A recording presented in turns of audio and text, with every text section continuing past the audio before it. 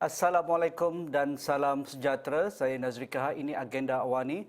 Malam ini kita akan melihat situasi terkini di Myanmar selepas 2 bulan junta mengambil alih kuasa demokrasi di Myanmar. Dunia melihat Myanmar perlu menghentikan serangan dan juga pembunuhan kepada rakyat awam yang berdemonstrasi saban hari untuk melakukan penentangan kepada demokrasi yang dirampas oleh junta.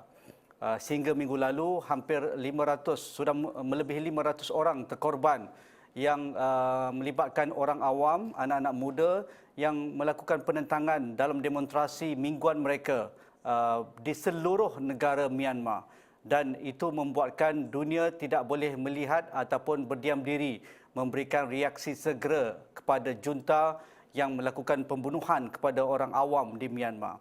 Tetapi di ASEAN seolah-olah ada situasi senyap dan ASEAN seolah-olah terpaksa membuat pendirian ikut negara masing-masing, tidak memberikan reaksi, dan juga bagaimana ASEAN perlu bertindak kepada salah sebuah negara yang menganggotai ASEAN yang melakukan pencerobohan kepada demokrasi. Jadi bagaimana kita perlu melihat situasi di Myanmar, bagaimana ASEAN perlu bersolidariti melakukan penegasan dan juga berdialog dan membawa pihak-pihak yang bertelagah terutama junta ke meja rundingan, dan bagaimana ASEAN perlu dilihat sebagai satu negara ataupun kesatuan negara-negara Asia Tenggara ini lebih fleksibel, lebih proaktif dan melindungi rakyat Myanmar. Jadi di talian melalui Skype pada malam ini saya bersama dengan Profesor Dr. Azizuddin Mohamed Sani, Profesor Politik dan juga Hubungan Antarabangsa Universiti Utara Malaysia.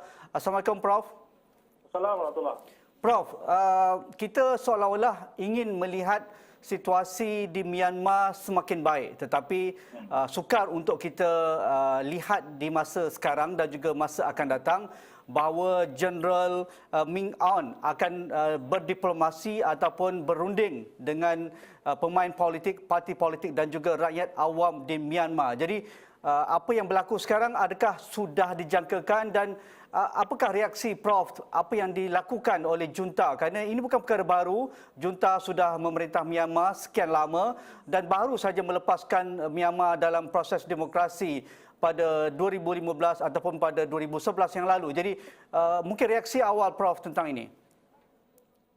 Sebenarnya apa yang berlaku sekarang ni agak luar jangka kan, walaupun perhatian dunia sebelum ni kepada Myanmar khususnya ke arah pelarian Rohingya. Jadi dan kali ini timbul krisis politik yang mana seperti mana kita tahu telah muncul beberapa dekad yang lalu dan kali ini dilihat bahawa ada perbalahan yang besarlah di antara dua lah pihak NLP yang dipimpin oleh Aung San Suu Kyi dan juga pihak tentera yang dipimpin oleh Min Aung. Dan kalau konteks lihat dalam konteks ini mungkin pihak tentera merasakan bahawa keadaan politik di Myanmar ni sekarang ini makin meluas dikuasai oleh parti National League demokrasi ini yang dipimpin oleh Aung San Suu Kyi. Jadi oleh kerana itu mungkin ada tindakan yang cuba diambil untuk menafikan kemenangan besar yang diperolehi oleh NLP ketika dalam pilihan raya yang lalu lah. Jadi reaksi yang diambil oleh tentera itu agak drastik menangkap atau mentahan rumah pimpin-pimpin NLD ini, dan juga dalam konteks yang sama juga respon kepada golongan yang berdemonstrasi juga agak keras yang menyebabkan sudah hampir 600 orang terkorban dalam konteks ini. Tapi realiti sebenarnya politik Myanmar ni memang dari segi demokrasinya agak tidak stabil.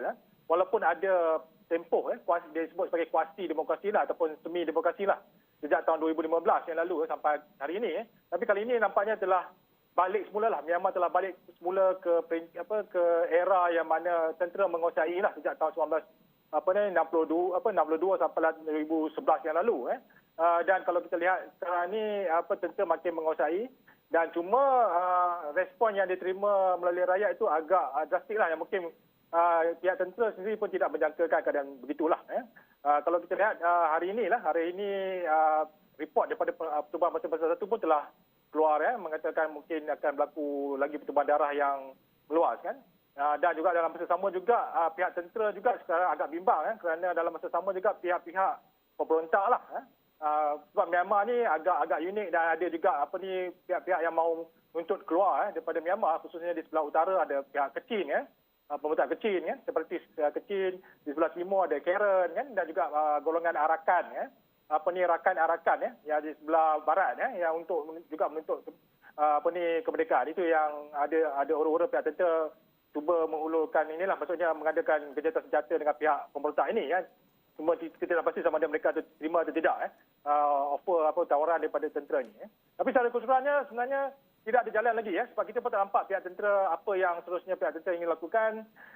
Yang jelas pihak tentera ada dapat bantuan sokongan daripada negara luar seperti negara jiran China dan juga Rusia yang membantu pihak kerajaan dan mereka ni juga adalah negara tradisi yang membantu pihak tentera Myanmar Jadi keseluruhannya masih lagi tidak terpastikan sejauh mana isu ini dapat diselesaikan kerana nampaknya agak keras tindakan tentera itu dan tidak ada kompromi yang dilakukan terhadap sebarang juga penentangan yang dilakukan oleh pihak parti yang menang pada pilihan yang lalu Ya, dengan angka yang meningkat saban hari korban di kalangan rakyat awam yang menentang junta di seluruh negara Myanmar, apatah lagi seperti mana Prof katakan tadi, puak-puak pemisah seperti di utara, di timur dan juga di Arakan juga ini merupakan isu dalaman yang belum selesai oleh Myanmar. Tetapi dari reaksi dunia, reaksi Amerika Syarikat, reaksi Majlis Keselamatan, reaksi Kesatuan Eropah dan United Kingdom,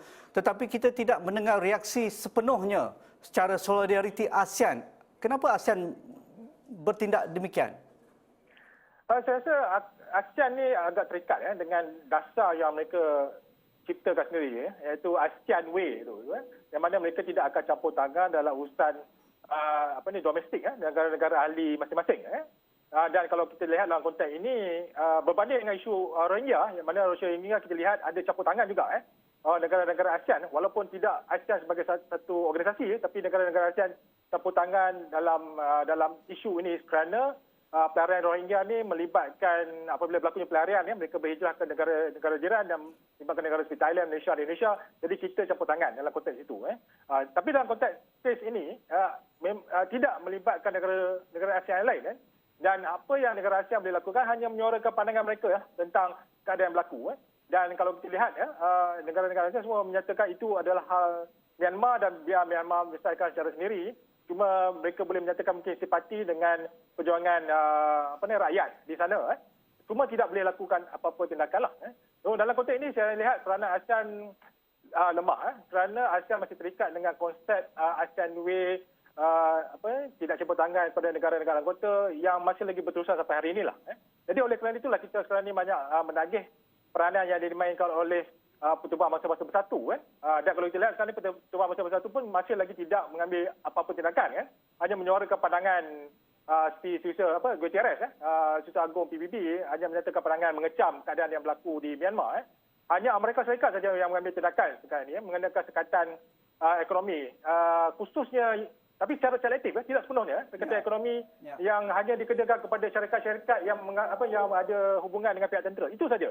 Jadi maksudnya masyarakat terpaksa masih parti dan lihat apa yang berlaku di Myanmar tanpa tindakan yang konkret menyelesaikan isu ini. Selain daripada ASEAN Way, itu yang menjadi halangan ASEAN bertindak ataupun membawa Myanmar ke meja rundingan mendesak melakukan perubahan segera kepada demokrasi di Myanmar. Adakah itu juga selain daripada itu, adakah kerana misalnya di Thailand juga didokong oleh militer, didokong oleh junta walaupun mereka sudah diasimilasikan dalam proses demokrasi di Thailand. Itu satu perkara fakta yang perlu kita akui. Thailand pun acuan yang sama dengan Myanmar. Begitu juga di Cambodia ataupun di Vietnam dan juga di Filipina. Jadi nampaknya pendirian ini agak sukar untuk dinyatakan secara terus terang kepada pemerintah Jeneral Min Aung itu. Adakah itu menyebabkan Indonesia dan juga Malaysia sahaja setakat ini yang agak vokal menentang cara junta menangani pendemonstrasi saban hari? Jadi adakah itu menjadi kekangan yang agak sukar ASEAN bertindak secara keseluruhan sebagai blok ASEAN kepada Myanmar? Ya, kalau kita lihat sebenarnya banyak negara di ASEAN ini yang memang sebenarnya hampir sama dengan Myanmar. Mereka mempunyai tradisi ketenteraan yang agak kuat. Maksudnya tentera memang terlibat dengan politik. Seperti Nazri sebut tadi, di Thailand misalnya, di Cambodia, malah di Indonesia sekalipun, memang tentera terlibat. Dan di Vietnam juga begitu. Cuma ada negara lain lah, seperti Malaysia yang tidak mempunyai tradisi tersebut, Singapura dan mungkin Filipina lah dalam konteks yang ini. So dalam konteks ini saya rasa pelbagai pendekatan cuba diambil lah untuk memastikan bahawa tentera tidak terlibat secara langsung dan dalam masa sama juga tentera terlibat dengan politik sekiranya mereka mahu. Contoh dalam apa yang berlaku di Thailand lah misalnya dan juga di Indonesia, kerana ada tekanan dari luar menyebabkan pihak tentera terpaksa tarik gear lah supaya mereka tidak terlibat secara langsung, dilihat terlibat secara langsung, tapi mereka boleh terlibat sekiranya mereka masuk bertanding dalam politik. Jadi itu yang berlaku di Thailand yang mana kita tahu bahawa selepas pada kudeta Prayut Chan-o-cha sebagai Perdana Menteri bertanding politik dan beliau menang dan dia membentuk kerajaan kali ini. Tapi berbeza dengan Myanmar, Myanmar ni pihak tentera ada menaja parti politik pembangkang tapi tidak kuat tidak sekuat parti Aung San Suu Kyi untuk menafikannya. Jadi oleh kerana itu mereka merasakan bahawa mereka terpaksa ambil tindakan satulah untuk mengekang kekuatan parti Aung San Suu Kyi ini tapi apa yang berlaku ialah mereka tidak secara langsung terlibat kerana tradisi mereka masih bangga dengan tradisi ketenteraan kerana pihak tentera ini juga menuntut kemerdekaan dulu dan sekarang ini dianggap sebagai protectorate ataupun pelindung kepada warga Myanmar.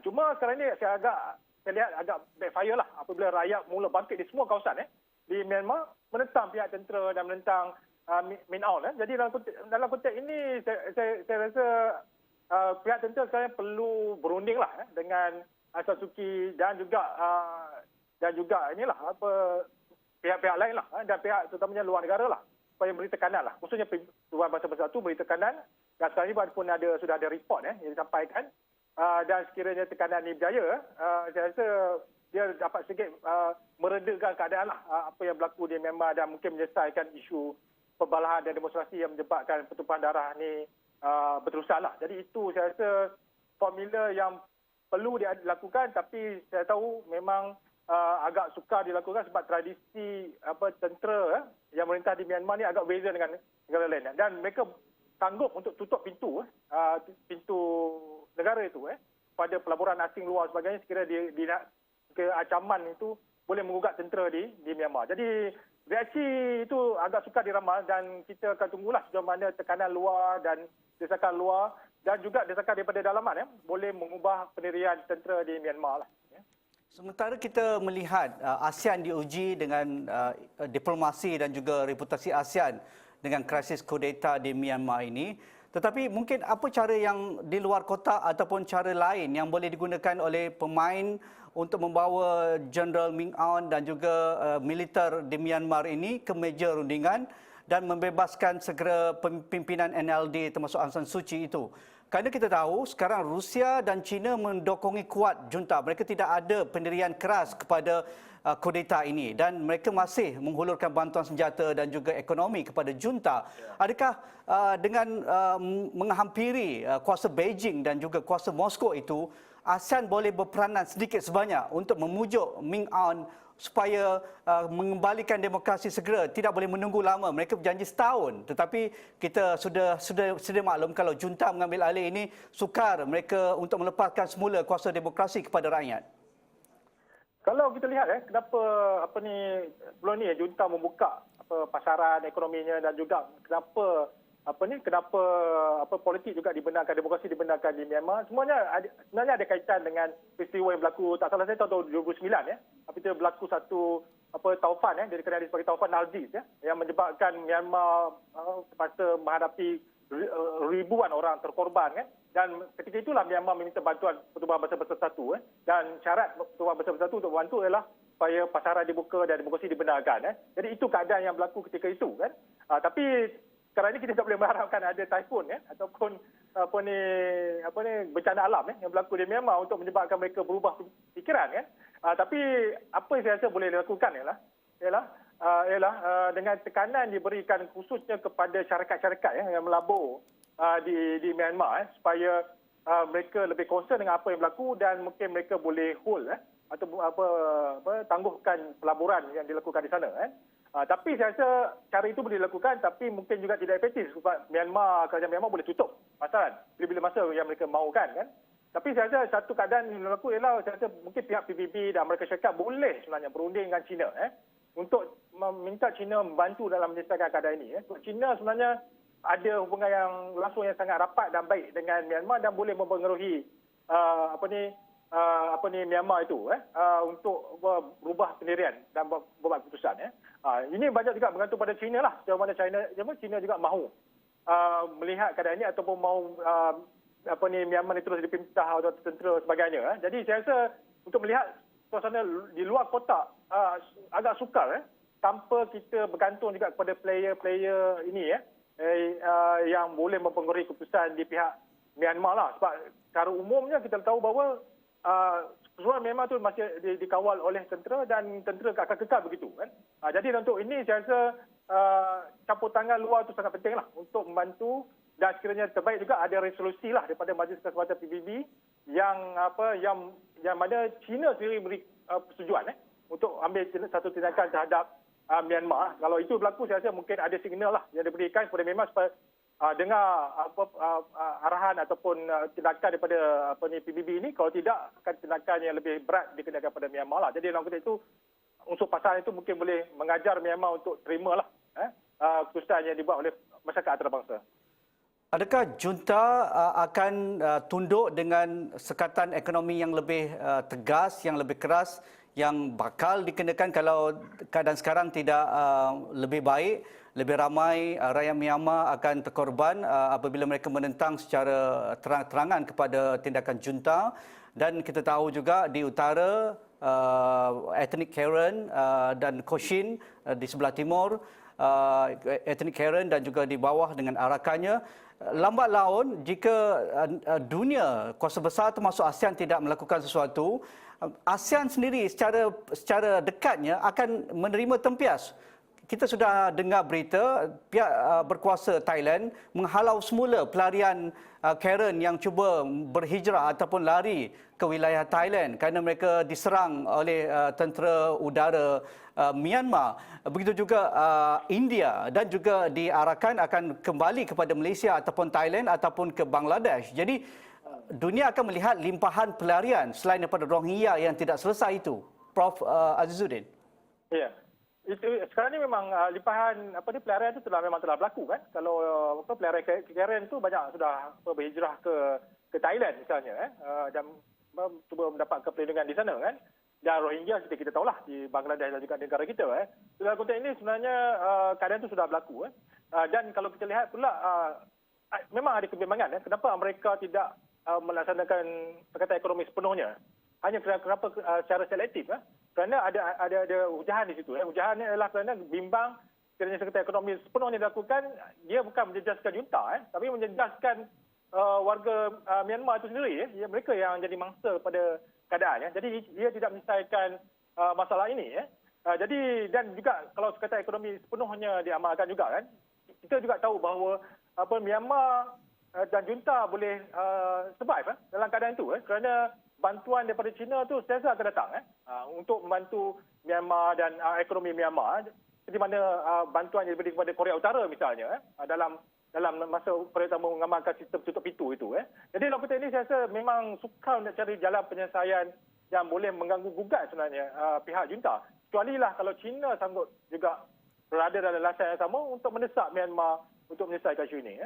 Berbalik pada persoalan tentang pemberontak tadi, pemberontak ini sudah jalan dan sebenarnya pihak pemberontak yang saya sebut tadi, Karen, Chin dan juga diarahkan sebagainya, mereka ini juga mengambil kesempatan terhadap krisis politik yang berlaku sekarang ni untuk bergerak secara aktif menentang pihak kerajaan sebab dia tahu sebenarnya pihak kerajaan berasa berhadapan dengan satu lagi krisis maksudnya kerajaan inilah Myanmar, kerajaan tentera Myanmar. Jadi ini yang menyebabkan kerajaan Myanmar, tentera Myanmar terpaksa menganjurkan 1 bulan gencatan senjata dengan pihak pemberontak ni untuk menyelesaikan isu demokrasi yang sedang berlaku di Myanmar ni. Sejauh mana penerimaan itu saya pun tak pasti. Saya tengah menunggu laporan-laporan yang datang daripada Myanmar lah berkenaan keadaan itu. Jadi dalam konteks itu kita melihat bahawa ada gugat juga, tergugat pihak tentera apabila mereka terpaksa menghadapi banyak cabang perbalahan, pemberontaknya dengan masalah demonstrasinya sebagainya untuk diselesaikan. Cuma saya tak pasti sejauh mana ia berjaya untuk melakukan penyelesaian kepada semua, tapi melihat pada situasi sebelum inilah, yang mana tentera kuasai sebelum ini, saya rasa sekali lagi ada bantuan lah. Macam disebut tadi, ekonomi dan senjata daripada negara China, dari Rusia sebagainya. Saya nampak mereka ni mampu untuk menghadapi semua halangan tersebut lah. Hanyalah kiranya bantuan itu tidak ada. Maksudnya dari segi logistik itu tidak ada lagi, kemungkinan mereka boleh dipaksa untuk patuh kepada desakan supaya berhentikan demonstrasi ini, bawa semula demokrasi ke dasar yang sebenar, benarkan pilihan raya dan sebagainya. So, saya rasa banyak perkara yang perlu dilakukan lah, untuk memastikan keadaan kestabilan berlaku di Myanmar lah. Kalau tidak, saya rasa krisis bloodshed ataupun pertumpahan darah ni akan berterusan lah sehingga pada tempoh yang kita pun tidak pasti. Untuk mengelakkan tumpahan darah lebih ramai korbannya dan kita tidak mahu anak muda yang sepatutnya berada di pengajian tinggi ataupun di sekolah ataupun di tempat kerja, mereka hilang semuanya itu kerana mereka menentang junta, berada di jalan raya untuk menyatakan penentangan. Adakah wajar ASEAN pada ketika ini, pimpinan ASEAN ketika ini melakukan sidang kemuncak pemimpin ASEAN untuk menyatakan pendirian ASEAN kepada apa yang berlaku pada Myanmar? Walaupun kita sudah tahu, boleh anggap Myanmar akan tidak menerima apa pun resolusi ASEAN, tetapi sebagai warga ASEAN, sebagai pimpinan yang bertanggungjawab kepada sebahagian warga kita yang berada di Myanmar, adakah sidang kemuncak ini wajar diadakan dalam waktu yang segera, Prof? Saya setuju kalau diadakan sidang kemuncak, dan saya rasa ASEAN kena lebih aktif kan. Sebelum ini memang ASEAN cuba mengubah pendekatan ASEAN Way itu kepada lebih kepada disebut sebagai flexible ataupun konstruktif engagement ataupun campur tangan secara konstruktif. So maksudnya ada sekiranya berlaku krisis di kalangan negara-negara ahli, boleh ASEAN tu campur tangan dan terlibat untuk membantu selesaikan dan berunding dengan pihak negara tersebut. Tapi keadaan ini dilihat tidak berlaku dalam banyak insiden. Walaupun ada usaha ketika krisis Rohingya dulu, tapi dalam konteks yang kali ini mereka tidak ambil pilihan yang sama. Dan saya rasa sudah masanya lah, saya rasa ASEAN perlu berubah dalam pendekatan tersebut. Dan ASEAN perlu diperkasakan sebenarnya untuk melihat isu-isu yang melibatkan kemanusiaan ni, perlunya campur tangan ASEAN di negara terbabit lah. Walaupun kita tidak minta ASEAN membina tentera untuk menentang pihak tentera Myanmar campur tangan, itu kita tidak minta. Kita hanya minta supaya ada envoy daripada ASEAN yang agak tegas pergi ke Myanmar dan selesaikan isu ini dan berunding dengan Myanmar dan cari jalan penyelesaian dengan pihak-pihak yang berbalah. Saya rasa itu perkara yang memang dah ditagih lama. Tapi ASEAN nampaknya agak tidak reaktif kepada keadaan yang mendesak sebegitu. Tapi dan kalau dipikirkan tadi kan, cadangan yang dikemukakan Nazri ini memang saya setuju sangat. Dan kalau inilah masa ASEAN yang terbaik, masa ASEAN terbaik, kumpul dan cari jalan penyelesaian untuk membantu Myanmar dan warga Myanmar selesaikan krisis ini, kerana krisis ini berterusan, dia akan terus menjejaskan warga negara Myanmar. Dan saya berjangkakan kemungkinan juga sekiranya berlaku lagi serangan kepada orang awam dan mungkin orang awam melari, tempiasnya akan diterima oleh ASEAN itu sendiri. Jadi negara-negara ASEAN itu sendiri. Jadi itu yang kita tidak mahu. Jadi dalam konteks ini perlu kita kerjasama dan usaha ASEAN itu ditagih untuk masa sekarang menyelesaikan isu di Myanmar. Tapi secara umumnya akhir sekali, Prof melihat ASEAN lemah melihat isu di Myanmar sekarang? Ya, saya nampak ASEAN memang lemah. Dia hanya tunggu dan lihat reaksi masyarakat antarabangsa yang lain. Jadi itu saya rasa agak unfortunate lah kita cakap. Kita punya organisasi yang agak lemah, walaupun bagus dalam konteks mencari kerjasama ekonomi sebagainya, tapi untuk menyelesaikan isu kemanusiaan, politik agak lemah dalam tindakan. Jadi itu yang saya rasa agak menjadikan kita punya sebuah organisasi begini, dan diharapkan pada masa akan datang organisasi ini lebih aktif dan proaktif untuk menyelesaikan isu-isu kemanusiaan yang melibatkan negara anggota. Terima kasih Prof. Dr. Azizuddin Mohamad Sani, Profesor Politik dan juga Hubungan Antarabangsa Universiti Utara Malaysia. Terima kasih Prof. InsyaAllah kita akan terus berinteraksi, update apa yang berlaku di Myanmar dan juga hubungan antarabangsa. Itu saja agenda Awani pada malam ini. Sekian, Assalamualaikum. Kita jumpa lagi. Terima kasih.